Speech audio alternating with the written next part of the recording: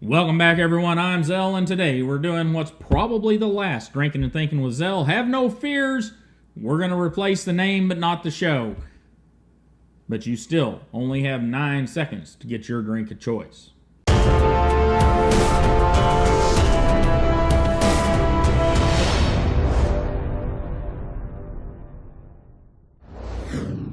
Alright guys, that's the deal. The show name is probably going to change next week, even if I don't have all the stuff in place. And that's okay, but we're just doing it so that YouTube and other people don't get upset about the name of the show. That's it. We're not doing it because we're going to change the format or anything. We may shuffle things around a little here and there, but for the most part, you're going to get what you get, and we're going to start with sharp news.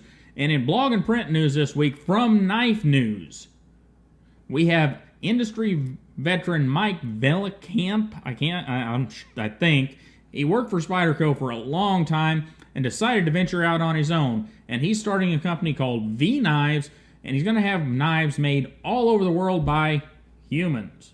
Want to know what that means? You need to get over to Knife News and read the article. Also, they have a Kickstarter going that you're going to want to check out. All of that is linked down in the description, just like everything else. Next up, GiantMouse has released their GM3. It's a slimmed down GiantMouse knife. Very, very cool. And I wish there were going to be more of them, but just like every GiantMouse knife, it's going to be kind of a limited quantity. So you're going to want to get over there and get a look at it. And then from The Truth About Knives, we have the Battle of the Quarter-Inch Choppers. Just have to go read the article. It's pretty cool. It's got 3 different quarter-inch choppers in there. That one of them's really neat looking. Have to go over there and check out the article. And then we have the city of Notingham over in the UK trying to get the Knife Angel statue. Now this is a massive statue made out of supposedly turned in knives over in the UK. And, you know, I don't like the idea of turning in knives and knife bins. I really don't like them hijacking Cookie Monster. That really ticks me off. Because I kind of like Cookie Monster. But anyhow, you ought to go read the article or look at the article, because that Knife Angel is pretty freaking cool, even if it came from what I would consider nefarious sources, because I don't like the, yeah, you know what I mean. And then the last one from The Truth About Knives, we have neo-Nazi haircut gets a Colorado man stabbed. That's all I'm giving you. You'll have to go read the article. And from Everyday Commentary, a new channel for us, we have Knife Nut Personality Test. You're all going to pass with flying colors if you're watching this. I pretty much guarantee it. And then another new one from Knife Informer. We have their list of the best hard-use folding knives. It's a pretty good list. You'll want to check it out. And then from Ekim Knives, we have, got to read this one. Why is this such a big secret in knife making? All right, Mike goes over one thing specifically, but he's kind of hitting on a subject here that's pretty important. And you're going to want to go watch the video, because, like I said, it's about one subject, but it's really over a larger arc of subjects with knife making. And it involves the customer and the knife maker, and some integrity between the two. So anyhow, give Mike a watch, and get over there and watch some of Mike's videos. He's a new one for us as well. He's got some neat stuff over there. And another new channel, we got House of Wisdom. And the House of Wisdom goes over the VDK Pharaoh and the Wii 704. And for those of you that don't know about the House of Wisdom, one of the things they do that I don't think any other channel's doing is they are rooting out the lightest and smallest knives from each manufacturer and doing their best to get them all reviewed. And that's kind of a cool thing, because, you know, a lot of us get over on this deal where, well, let's see here. What do I have on the table? Well, I don't have anything on the table because I cleaned it up to do this video, but people are carrying stuff that's nearly as big and heavy as the old Buck 110, and it's really not necessary anymore. And then from Knife Collector 031 in the Netherlands, we have the first impressions of the Reate K2. Pretty cool knife, and, you know, Hank always does a good job. And Dr. Frunkey unboxes the Gavko Thrasher. And it's even the chisel grind. Kind of neat. I like my Gavko's knives, and I don't know about the chisel grind. I haven't had one of those in my hands yet, but I bet it's pretty cool. And then we're just linking to Cedric and Ada Outdoors, because if you guys don't know about Cedric and Ada Outdoors yet, you haven't been watching this show. Goodness. Though Cedric does all kinds of stuff over there, a bunch of crazy stuff, and a lot of steel testing. And this week, he's got a lot more steel tests, and he's got What's in My Nutsack. Yeah, just go watch it. And then EDC Gear Reviews hits us up with the GiantMouse GM3 unboxing. We just talked about that one a minute ago. It's a slim, light design from GiantMouse. It's going to come in a standard model titanium, a copper or bronze, I don't remember, but a real nice handle material, and a pirate model. Maybe even carbon fiber. And then from Gideons Tactical, we have a video about the Rival 2 from Buck. This is one of those US-made budget knives we talked about a couple weeks ago. And since the host over at Gideons Tactical isn't a hardcore knife guy, I thought it was interesting, his take on this $20 buck. And it's well worth you taking a few minutes to watch it. In fact, we're going to continue with that theme in the second half of this show. And we'll get back to that $20 buck, kind of. At least the steel in it. And the iPad tells me that that's it for this week. And if you did not see your outdoor channel, knife channel, on this show, and haven't seen it on this show in previous episodes, I probably don't know about you. So how do you tell me about yourself? Well, my email is in the bottom of every description box on every video I've ever done. And you need to send me your information and the link to the root of your YouTube channel or your blog. Don't try to send me specific articles. And if you want to send me your logo in a format that I can use in video, if it's 1080 by 1920, that's always good, so that I can size it to whatever I need it. And if it has a clear background, that's even better. If you'd like to see your stuff here, now you know how to do it. And from here, we're going to go to a table down view for the a camera down view for the rest of the video.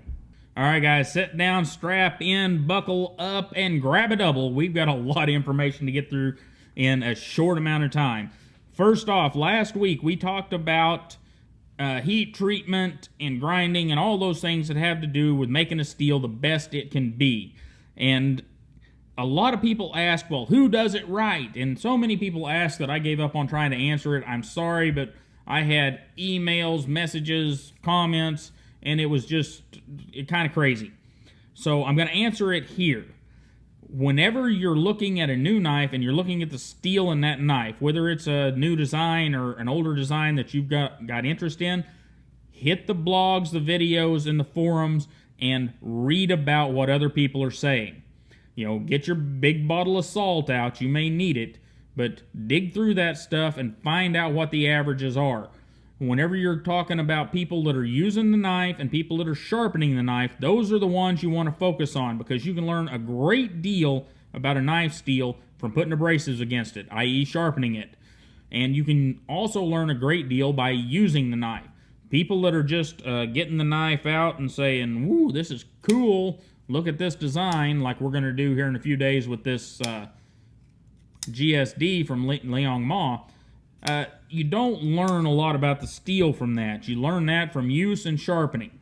So those are what you're wanting to look for, and that's the best I can do for you, because there isn't a straight answer for that. Everyone is going to stumble here and there on the steel. It just happens. Every company out there will either has done it or will do it. Now, let's move into today's topic, and today's topic is what I expect to see in my EDC knife. And guys, I said EDC knife. We're not talking about some knife you use at work to just plow through lots of whatever material you're cutting. We're talking about the knife that somebody puts in their pocket and carries every day to take care of whatever small tasks they have. You know, if maybe a farmer's cutting some twine here and there, or taking care of some animals. You know, maybe a guy like me is cutting some soft materials and maybe a few boxes, and you know, maybe some cord and maybe even some wire. I occasionally have to do that, which is not my favorite thing to do with a knife, but sometimes whenever you're several stories up and you don't want to have to go find a set of wire cutters, you got to do it because there's no elevator. So That's what we're talking about. Your EDC knife, not your special use knife. And we're going to go through the budget realm first, starting with 420C, which is a HC, 420HC, which is a steel that has this legacy of being better than it should be, and it is, especially from Buck, whenever you got that Bose heat treat. And it's better than it should be, but whenever we put it in the current realm of steels, it belongs over there in the pile that we're not going to use, because it just needs to stay in that $25 and under group of knives, and that's just all there is to it.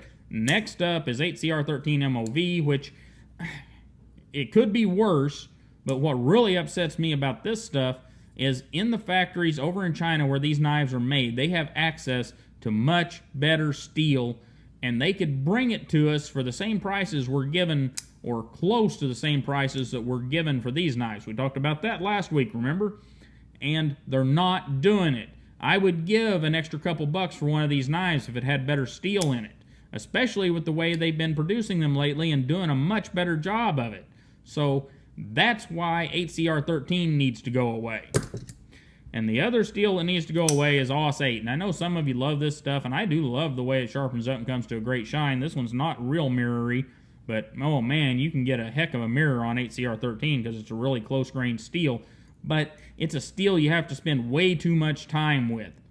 And unless you're a guy with a lot of time, you don't want this stuff, because you're going to be stropping and you're going to be sharpening a lot if you use this stuff very much at all. And we're going to set this one over there because we don't toss automatics. And next up is one that some of you are going to be surprised about. Some of you already know my opinions on this stuff, but that is Spyderco's VG10. I do not like it. To me, it's soft, and it's only a few steps above AUS-8. And that is disappointing, because I've seen VG10 from Becker and VG10 from Kai Industries in their kitchen cutlery that is just absolutely amazing. But not with Spyderco. And Spyderco has their reasons for heat treating it the way they do. But I don't have to agree with them, and I don't. And as you can see, this Endura is probably a couple years old, and I have rarely ever carried it. There's a little bit of pocket clip wear, and it does have a nice, mostly mirrory edge. And to tell you how much I don't like this stuff, if there's somebody out there that would like a really nice VG10 Endura with a mostly mirrory edge, and I'd even strop it up before I send it out to you, drop me an email, and I'll make you a good deal on it.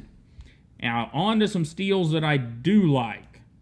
14C28N. Now, this is a steel much like VG10, but it seems to just work better for me. And, you know, I don't know what the numbers hash out, but I seem to get a good working edge off this. And if you right after you sharpen it up, and for the first little while, it's got a super fine edge. I mean, you could split atoms with this stuff. It's such a fine-grained steel. And then, once that wears away, it tends to hold a very nice edge for a while. Now, it's not forever, but for a $30 knife, it's dadgum good, and this Wright is a very good example of it. This is the P801SF. We'll be talking about it very soon. And D2 is a steel that's made a huge splash, and for good reason, in the budget folder group of knives, because these two companies have not only brought us D2 steel, but they put D2 steel in knives that really swing above their price category. They're very good designs with very good actions, and almost always center up and work well, which is an oddity for that price category, but a very beautiful thing, even if I don't like the crosshatch pattern, which I don't. And yeah, I know Steel Wheels fixed it, but I'm still gonna fuss because I think it's lazy and cheesy looking. But we'll leave this knife out here right there because D2 is a great thing if you've got the sharpening equipment to deal with D2, because it is a little bit harder than some of your other budget steels. And then 440C is making a comeback. We're seeing more and more of it in that $50 to $100 or so range, and I think that's beautiful, because properly heat-treated 440C is wonderful. You know, we do have that one company that sells $20 or so or less knives with 440C in it, and their heat treat's kind of questionable, and this heat treat is not. This heat treat seems to be very good. So whenever you get good heat treat on 440C, you've got a great knife. And we're going to leave two of these out here because as we bring out the more expensive knives, they still stand up as far as steel goes. And get these out here. We got an order for them. There we go. Now, whenever we crest that $100 mark, the first steel I expect to see is 154 CM or CPM 154. And that's what we've got in this Benchmade, and that's what we've got in this buck. And I also expect to see the fit and finish and all of those things, the materials, the milling, all of that needs to take a step up. And generally it does. Buck has some fit and finish issues, but if once you tune one of these guys up, it's a absolutely beautiful knife. And look back at my Buck Marksman Project videos if you want to know what I mean by tuning one up. I've got all that information there. And our 154 CM from Benchmade is not the greatest steel, but it's a good steel. And there is a difference. These are both 154 CM, but you see that little bows with a little fire going off the back of it? That means that the 154 CM in here is much different than 154 CM here. This is really, really good 154 CM. This is kind of mediocre 154 CM, but it's still a good steel. And I like that at that $100 mark and even a little above. I think this, can't remember the name of that knife, but I think that knife is more a $150 knife or so. And it's still okay to have 154 CM in there because what we're getting is a lot more attention to detail with the knife in general. This particular Benchmade centers up real well. It has really nice milling in the handle, got our axis lock, and we've got good hardware. And that's what we're going to see as we move up over here into what I'm going to call our art/EDC knives. And I call them that because there are some people like me that are going to buy one of these knives and use the heck out of them. And there's another group of people that are going to buy the cool looking knife and it's going to be their Sunday knife. And either way, that's fine. It's absolutely fine if you buy it and you carry it on Sunday or you carry it for special occasions, because I don't blame you. This is a beautiful knife and it would make a good knife to carry on Sunday or, whatever special occasion you're going to. On your days off or whatever your regiment is. However, I'm going to carry them every day. And this Endeavor is a knife that I do carry every day. That's why I got the one in Stonewash Titanium. And you got fingerprints and wipey stuff all over the blade. But the regular blade, I didn't get any fancy blade finishes. And these knives, these art/EDC knives, get into this place where we have what I'm going to call a standard steel. In the production world. Now, when we get to the custom world, that's a whole different story, and you've got to deal with that on your own because it gets crazy. But in the production world, S35VN is kind of your standard steel. You'll see a few out there with S30V, a few out there with CTS XHP, but for the most part, it's S35VN. In fact, these three knives are all S35VN at $425, $475, I think, and close to $500 here. Now, you're saying, that's a lot of money. Shouldn't I get a steel upgrade? Well, that's not how it works whenever we get here to this level. S35VN, whenever it's properly heat treated by Reate, which all three of those knives are Reate knives, is a very good steel. But what you're paying for, and we'll use the Bodega for this, what you're paying for is all this milling. And this knife has a huge amount of extra milling all over it, and a multi-step processes to get these designs, and it's just nuts. And the blade's got a hand rub finish and got all that milling in the blade.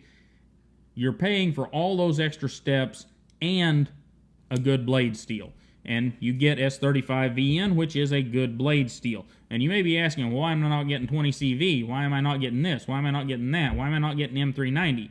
Well, in some cases you may end up getting M390, but for the most part, S35VN right now is the standard, and that's it's okay with me. I'm not going to get upset if I walk up and buy one of these in S35VN. I would even, with the design of the knife, I would even buy it in S30V, or I would buy it in 440C maybe. Might not want to give 500 for it in 440C, but I'd probably give 400 for it. And, you know, you may see some with this much attention to detail in CPM 154, and that's okay as well because of what we talked about. All the extra milling, all the extra time and money spent on materials. Like this has got some crazy crushed carbon fiber on it, and look at those fasteners, all those nice deep recesses. That is beautiful. And then we have other knives that are maybe a better deal. Knives and Reate will sell you a Torrent or whatever their current model is, K2 I think, and they run in that $400 range or so, and the knives generally run a little below that, and many of them do have M390 or 20CV, blah blah blah, in them. And this 702 from is probably one of the best deals out there for getting an integral with a awesome pivot design and a hand rubbed satin finish, as well as M390. And this Reate here has, this is a Torrent. It has M390, but look at all the little details you're getting for that 400 bucks. You're getting the ball underneath your pocket clip, which is rather nice. And you're getting, again, nice anodized hardware with deep recesses in it that make it easy to take the knife apart, extra milling along the handle. That's what you're paying for at those levels. And that's kind of the point that I'm trying to get across. Don't get caught up in the steel whenever you get up past 100 bucks or so. All those knives should have a good steel in them. Whenever you look down the list, you should be seeing S35VN, S30V, CPM 154, some 20CV, some M390, CTS XHP. You should be seeing all of those steels, and it shouldn't really matter unless you have a serious steel preference which one you get. They're all great. Now, whenever you drop back down under 100 bucks, you really have to watch the steel, because you don't want to end up, just because of design, with a knife that won't hold an edge for a whole day. And that is the crux of the situation. Once we get up over that $100 deal, it's not that big a deal. Now, go watch Cedric and Ada Outdoors, their steel tests over there. Those are interesting, and you're going to learn a lot more from that than you will from me, because I'm not going to break everything down and give myself carpal tunnel syndrome cutting all that rope. But Cedric seems to be willing to do that, and we may have to get a GoFundMe account for him later for the carpal tunnel surgery. And I'll be the first one to donate whenever you need it, Cedric. But anyhow, guys, I have really enjoyed bringing this to you, and I hope that you have got something out of it. And you guys have a great day. Don't forget to like, share, and subscribe, and I'll see you next time.